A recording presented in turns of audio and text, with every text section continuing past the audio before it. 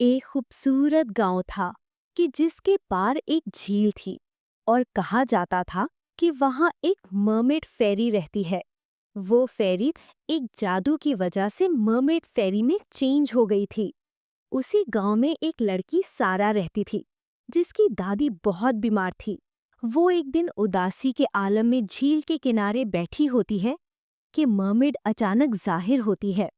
वो कहती है कि मैं तुम्हें एक ऐसी मैजिकल पिल्स दूंगी कि जिससे तुम्हारी दादी ठीक हो जाएगी, मगर इसकी एक शर्त है कि तुम्हें एक मैजिकल नेकलेस लाकर देना होगा जो सिर्फ इंसान ही ला सकता है। सारा एक खौफनाक जंगल से होते हुए एक मैजिकल वर्ल्ड में पहुंची, जहां उसे पांडा मैजिकल दरख्त के बारे में बताता है। आखिरकार सारा मैजिकल नेकलेस तक पहुंच जाती है। मरमेड सारा को मैजिकल पिल्स देती है। जैसे ही मरमेड नेकलेस को छूती है, वो फौरन फेरी में तब्दील हो जाती है।